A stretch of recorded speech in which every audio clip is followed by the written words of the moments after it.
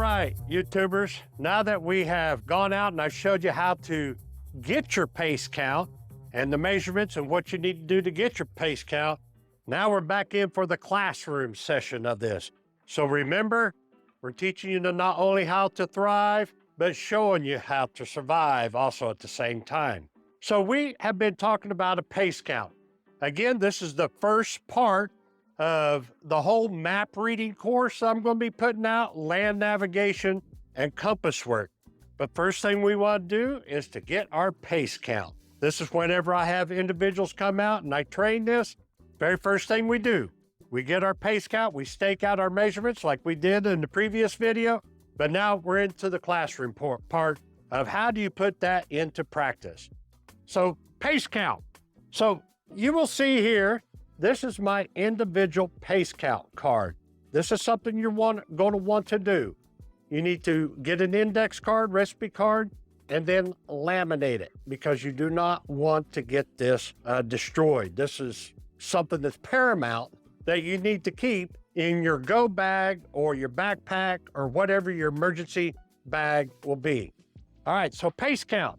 Well, we determined that when I did my pace count out there, I was 67 paces at 100 yards. Now, I'm kind of a short fella, so I have more paces. Your taller individuals will have a lower number. The shorter you are, the higher your number will be. Again, when we talked about that, you start out with your right foot or your left foot. There's a big debate out there, so pick either one. I always say start out whatever your strong side is. If you're right-handed, start out with your right foot. If you're left-handed, start out with your left foot. And we'll go into more detail later on the land nav of why that's important that you know which side is your strong side and your weak side. That's how people end up going in circles, believe it or not. But we'll get into that later. All right. So then on your pace card, just like I did on mine, you'll put down 1 mile equals 1,760 yards. So for me, that equals 1,180 paces. Now, that's kind of a long count of how do you keep track of that? So instead, let's kind of break that down. Let's make it a little more simple as we go along. So I broke it down to a half mile. Half mile is 880 yards, or for me, 590 paces. Now, that's a lot more manageable of how I got that. How did I come about that number of getting my 1,180 paces? So simple math, what you learned in school, hopefully, is we have 1,760 yards in 1 mile. So I had 67 paces in 100 yards. If I divide the 100 into 1,760, that gives me 17.6, correct? I take my 17.6 times my pace count, 67, gives me 1,180 paces. Actually, it's 1,179 point whatever. So you just round it up to the nearest number that you want. So 1,180. Same way with a half a mile. I have 880 divided by 100 is 8.8 times 67 is 590 paces. So that tells you how many paces that you have. And you can break this down as much as you want. So a half a mile is kind of what I go by. If I'm having to land nav across the area, I want to know how many paces do I have in a half a mile? How far have I gone? Now, that could be daunting to keep track of because you're 1, 2, every time your left foot hits or every time your right foot hits, 3, 4. So that's how we determined our pace count in the previous video. And so here's an idea. This is what you have.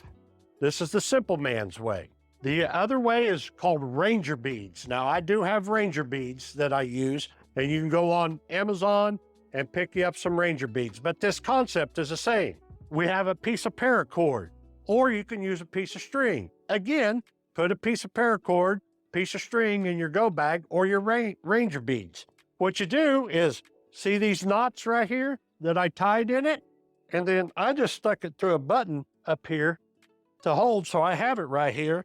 And every time I'm counting my paces and I go, okay, I hit my 67 paces, I know I've gone 100 yards. So I have a 67. I just take that. I've gone 100 yards. I tie another knot in there. So I've gone 1, 2, 3, 300 yards. So I know how many yards I've gone. Now you could do that for your 880 yards, and or you can count it as paces.